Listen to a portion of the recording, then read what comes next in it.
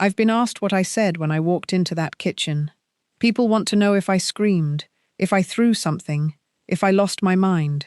The answer is no. I didn't say much at all.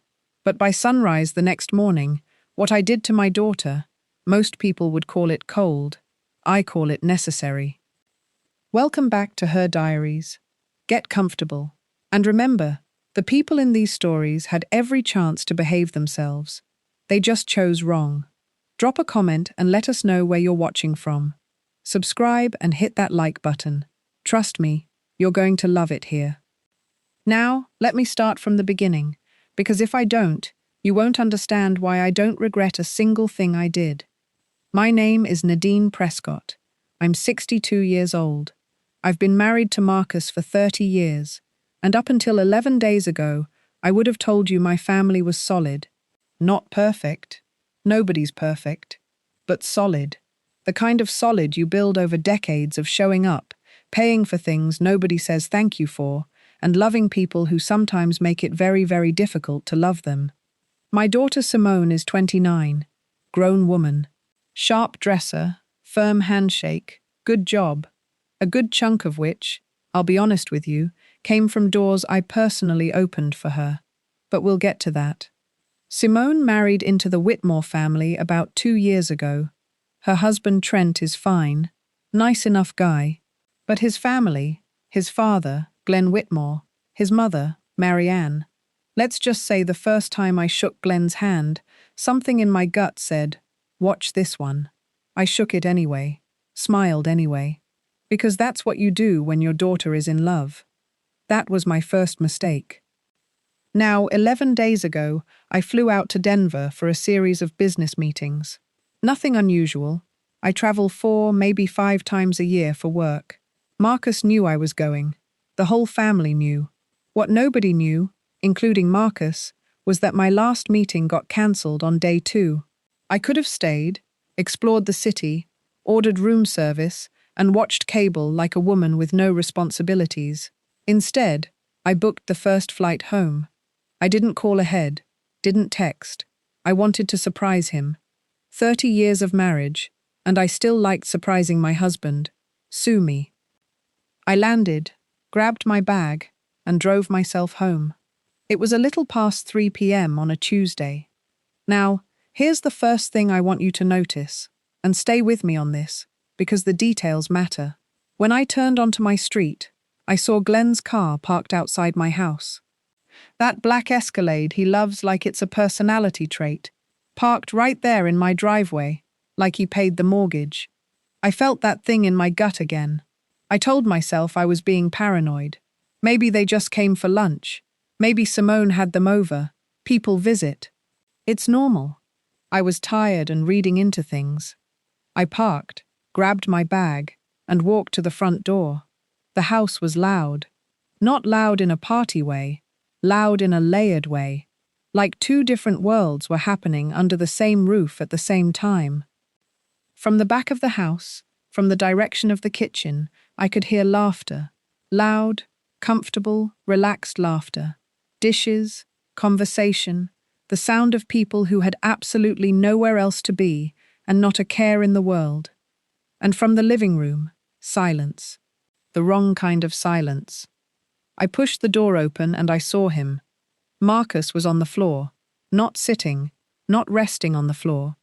His back was against the base of the couch, his legs out in front of him, and his hand, his left hand, was pressed underneath his nose. His grey polo had a stain on it that I recognized immediately, and I felt my stomach drop straight through the floor. Blood. His eyes found mine the second I walked in. And I want to tell you something. I have seen my husband cry at our daughter's graduation. I have seen him cry the day his mother passed. I have seen him tear up because a certain song came on during a long drive and caught him off guard. I have never, in 30 years, seen him look the way he looked at me in that moment. Like he had been waiting, like he had been holding on. Like the moment he saw my face, something in him finally said, "Okay, she's here. You can let go now." And that is the image that sealed everything that came after. I did not panic. I want to be clear about that. I am not a woman who panics. I dropped my bag, crossed the room, got down beside him, and I called 911. Right there, no hesitation. While the dispatcher walked me through keeping him calm and upright, while I was checking his pulse and wiping blood from his face with my bare hand, I could still hear them. From the kitchen, laughing. My 29-year-old daughter and Glenn and Marianne Whitmore, laughing like they were at a dinner party, like nothing in the world was wrong, like my husband wasn't 11 feet away from them, bleeding on the living room floor. I want you to sit with that for a second. I really do. Because I had to. The paramedics arrived in 8 minutes. 8 minutes that felt like 8 years. They came in fast, professional, calm, the way people are when they've seen real emergencies and they know exactly what to do. They checked his vitals immediately, and the lead paramedic, young guy, couldn't have been more than 32, name tag said Briggs, looked up from the blood pressure cuff with an expression that told me everything before he even opened his mouth. "Mrs. Prescott," he said quietly, "your husband is in hypertensive crisis. His pressure is critically high. This didn't just happen. This has been building. He needed attention before this point." He said it professionally, clinically, without accusation. And I looked toward the kitchen, where the laughter had finally gone quiet. And I felt something shift inside me. Something that had been hot and frantic a few minutes ago went very, very still. Cold, actually. I held Marcus's hand until they lifted him onto the stretcher. He squeezed my fingers. I squeezed back twice. Our thing. 30 years of our thing. Then I stood up, straightened my jacket, and walked toward the kitchen. Now, before I tell you what happened next, I need you to understand something about me. I am not a woman who screams or throws things or makes scenes in her own home. But I am, absolutely and without question, a woman who handles things. And it was time to handle something. If you've been listening for a while, do us one quick favor: subscribe. A lot of people listen without ever doing it, but it costs you nothing and means everything to us. Thank you, genuinely. I've walked into a lot of rooms in my life. Boardrooms where millions of dollars were on the table. Hospitals when people I loved were fighting for their lives. Courtrooms, churches, gravesides. I've walked into rooms that changed everything, and rooms that changed nothing. But I want to tell you, nothing, and I mean nothing, has ever felt like walking into that kitchen that afternoon. The laughter was gone, finally, like somebody had reached over and clicked it off with a switch. The three of them were just sitting there. Simone at the head of the table, Glenn to her left, Marianne to her right, surrounded by plates of food and glasses of sweet tea, like they'd just finished a perfectly lovely Tuesday afternoon meal, in my house, while my husband bled on my floor. I stood in the doorway for a moment, just stood there. I've learned over 62 years that the most powerful thing a woman can do when she's furious is slow down. Every instinct in your body says speed up, raise your voice, move fast, make them feel the size of what they did.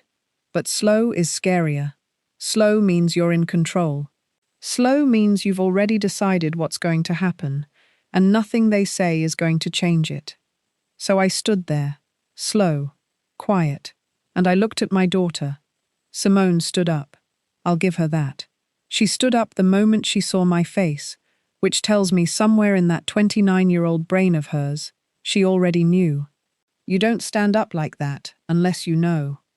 "Mum," she started. I held up one finger, just one, and she stopped. I turned to Glenn first. Glenn Whitmore, silver-haired, tan, the kind of man who'd never worked a job he didn't also own. He had his hands folded on my dining table like he was chairing a meeting, like he was comfortable, like he belonged there. I looked at him for a long moment. Then I said, and I kept my voice so calm it probably scared them more than shouting would have, "Get out of my house." Glenn blinked. Marianne put her sweet tea down. Simone opened her mouth. "Mum, just let me explain." "I'm not talking to you yet," I said, still calm. still slow. I said, "Get out of my house. Both of you. Right now." Glenn shifted in his chair and did the thing I knew he was going to do. He tried to be reasonable, tried to be the measured, rational adult in the room. He leaned forward slightly and said, "Nadine, I think if we all just take a breath here." Glenn. He stopped. "I didn't ask for a breath. I didn't ask for a conversation. I asked you to leave my house. And I'm only going to say it one more time. Now, here's the part I need you to pay attention to, because this is where it gets interesting." Marianne moved first. She grabbed her purse, touched Glenn's arm, and gave him the look that wives give husbands when they're saying, "Not now, not here, let's go." Glenn got up slowly, the way men do when they want you to know they're leaving by choice, not by instruction. As they passed through the living room on their way to the door, they saw him. Marcus on the stretcher now, oxygen mask over his face, IV line in his arm, Briggs and his partner working efficiently around him. Marianne stopped walking. Her hand went over her mouth. Glenn went completely still. And I watched them look at my husband, at the blood still faint on his collar, at the way his eyes were closed, at the tubes and the equipment, and I watched the color drain out of both of their faces. Good. I needed them to see that. I needed that image burned behind their eyelids. They left without another word. The front door clicked shut behind them, and suddenly the house was very, very quiet. Just me and Simone. She was still standing at the kitchen table, hands at her sides, jaw tight. She had her father's eyes, always had. And right now those eyes were doing that thing where they couldn't quite decide whether to be defensive or ashamed. I walked back into the kitchen slowly, and I sat down, right across from where she was standing. I sat down, folded my hands on the table, and I looked at her. "Sit down, Simone." She sat. "Talk," I said, "and I want all of it." She exhaled, ran a hand over her face, and then she started. "And here's where I need you to really stay with me, because what came out of my daughter's mouth in the next 4 minutes rearranged everything I thought I knew about that afternoon. Simone told me that Glenn and Marianne hadn't just stopped by. They'd been planning this visit for 3 weeks, waited specifically for me to be out of town, came with paperwork, actual paperwork, related to a property I own, a commercial building I've had for 19 years, that I've always told Simone would be hers one day. Glenn had somehow gotten it into his head that one day meant right now, and that with the right pressure on Simone, they could get her to sign documents that would begin transferring controlling interest of that property, while I was in Denver, without my knowledge, without my signature. I want you to think about that. I want you to really let that sit. These people came into my home, sat at my table, and attempted to manipulate my daughter into signing away a piece of what I built, while I was 1,100 miles away and my husband was in the next room. I kept my face completely still. Inside, different story entirely.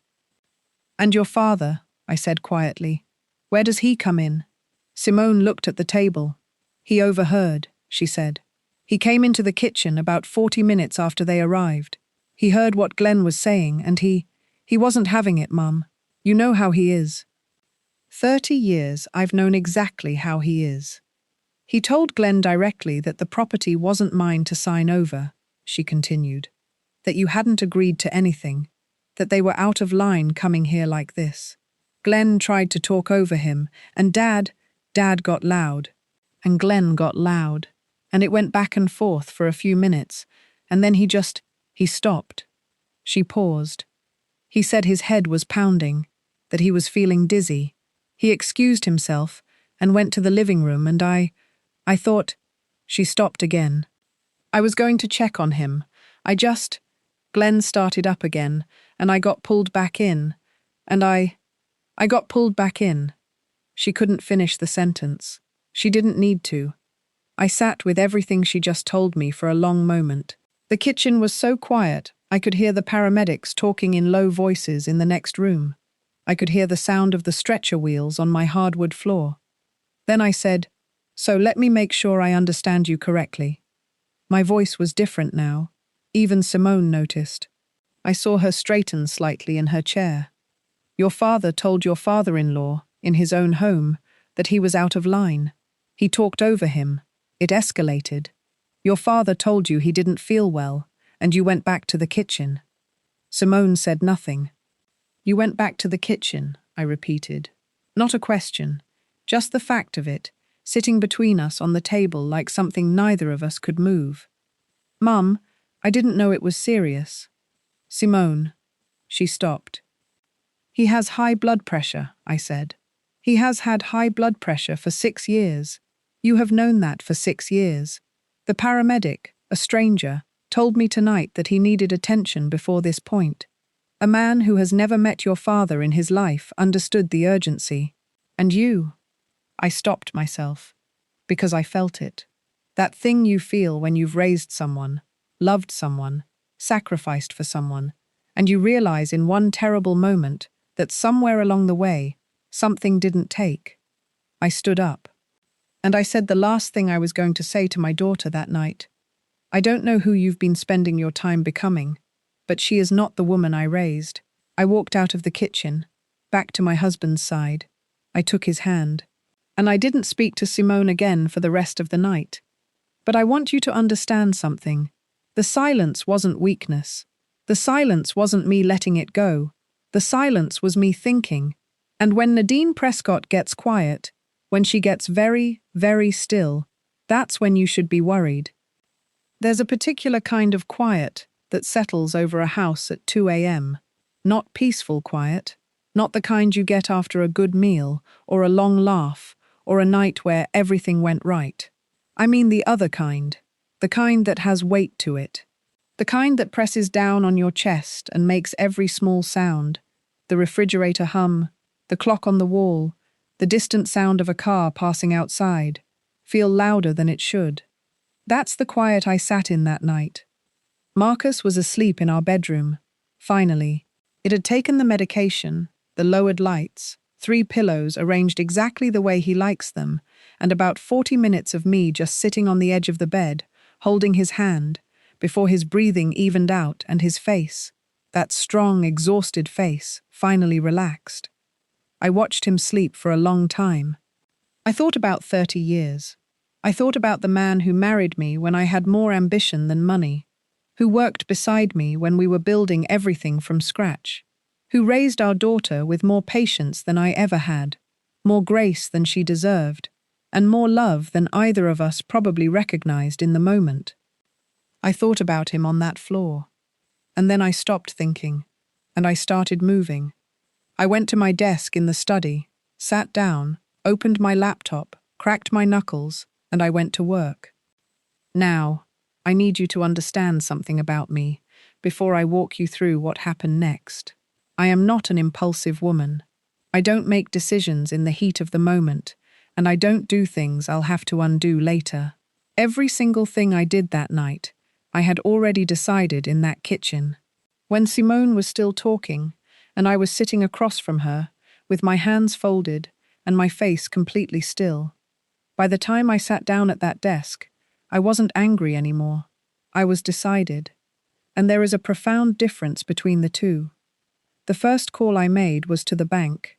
Yes, at 2 a.m., because when you've had accounts long enough and you're the primary holder, there's a number on the back of your card that doesn't sleep. I've used it twice in 30 years. This was the 3rd time.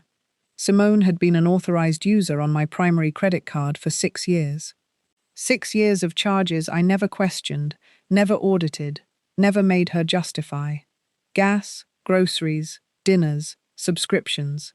That one weekend in Savannah she called a work trip that I'm fairly certain involved neither work nor a spreadsheet. Removed. The woman on the phone was professional and efficient. Took less than 4 minutes. She asked if there was anything else I needed. Not tonight, I said. Thank you. I hung up and moved to the next one. Car insurance. Dropped from my policy before 3 a.m. The apartment. Now this one took a little more. I'd co-signed Simone's lease 2 years ago when she and Trent moved into their place. Nice building, good neighborhood. The kind of neighborhood that requires a co-signer with a certain kind of credit score and a certain kind of income. Mine. I called the landlord at 7 a.m. when I knew the office would be open. Woman named Diane. Good woman. We'd spoken twice before, both times pleasant, both times brief. This time I told her I needed my name removed from Simone's lease at the earliest legally possible opportunity, and that I'd cooperate with whatever process that required.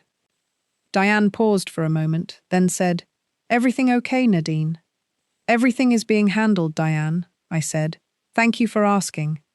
Every first of the month, quietly, without announcement or conditions, I'd been transferring money into Simone's personal account.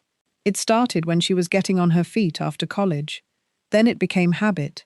Then it became something neither of us ever discussed, because we both just accepted it as part of how things worked. I logged in at 3:15 a.m. and cancelled the recurring transfer. Permanently. Not paused, not reduced. Cancelled. I sat back in my chair for a moment after that one, because that transfer represented something beyond money. It represented a version of my daughter I'd been quietly funding, a comfort level, a cushion, a safety net that had maybe, possibly, allowed her to make the kind of choices a person makes when they know somebody will always be there to catch them. Not anymore. Then came the calls I'm not going to apologize for. Over the years, I'd made introductions for Simone, opened doors, called in favors, backed her. There's a certain kind of currency that takes decades to build, and it lives entirely in other people's trust. I'd spent some of mine on my daughter, gladly, proudly. I spent the early hours of that morning taking it back. I called women and men I've known for 20, 25 years. I was honest without being dramatic. I told them simply that Simone would no longer be operating with my backing, my endorsement, or my name. That any courtesies they'd been extending on my behalf should be considered concluded. Every single one of them asked if I was all right. Every single one of them respected the call without pressing for details. That's what 62 years of integrity gets you. People who trust that if Nadine Prescott is making this call, Nadine Prescott has her reasons. By 5 a.m., the streaming accounts were gone, the shared subscriptions cancelled, and I had a locksmith booked for 7:30.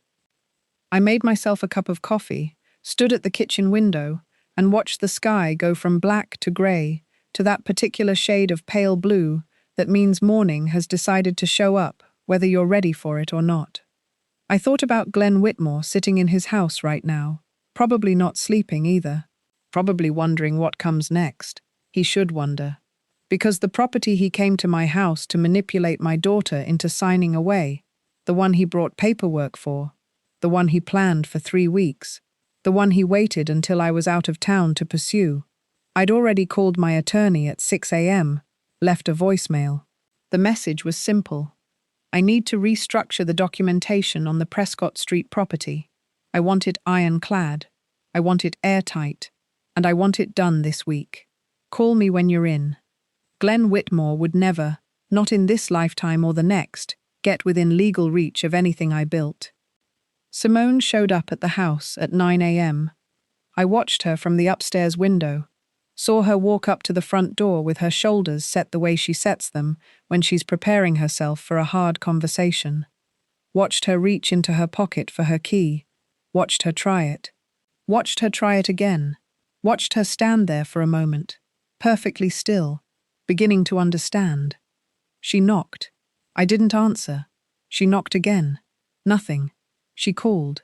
Her phone was dead. She stood on that porch for a long moment, looking at the door like it might change its mind. Then walked to the neighbor's house, the Haywards, and I saw Linda Hayward hand her the phone with the concerned expression of a woman who doesn't know what's happening but can feel that it's serious. My phone rang. I looked at the screen. Linda's number. I picked up. There was a brief silence.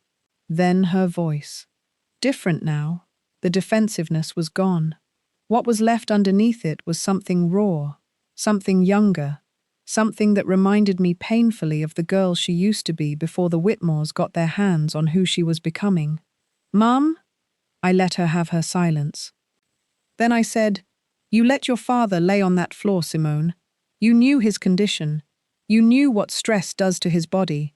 And when he needed you, his daughter, you chose to go back to that table. She didn't speak. I could hear her breathing. I love you, I said. I will always love you. But love is not the same as access. And right now, every door I've kept open for you is closed. Another silence. Longer this time. For how long? She asked, quietly.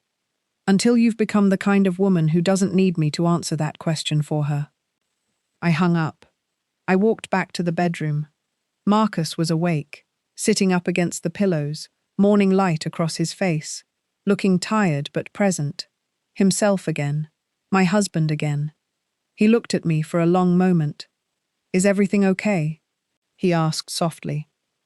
I sat beside him, took both his hands in mine, and looked at him. Really looked at him. The way you look at someone when you almost lost them and you need a moment to be grateful that you didn't.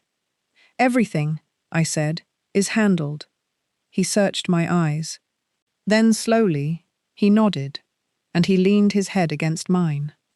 Outside, my daughter sat on the Haywoods' front step with a dead phone and a declined card and a key that no longer worked, surrounded by the echo of every comfort I'd quietly built around her. Inside, I held my husband's hand, and for the first time since I walked through that front door, I exhaled. Some people will listen to this and say I was too hard on my daughter. Maybe. But I watched a paramedic, a stranger, treat my husband's crisis with more urgency than the woman I raised. And I decided that night that the greatest act of love I had left for Simone wasn't to keep the doors open. It was to finally let her feel what it costs when they close. She'll either grow from it or she won't. But Marcus is alive. He is safe. He is home. And that is the only thing that matters.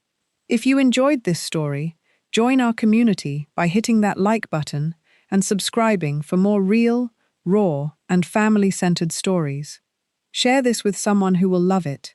And as always, thank you for being part of this community. I'll see you on the next one.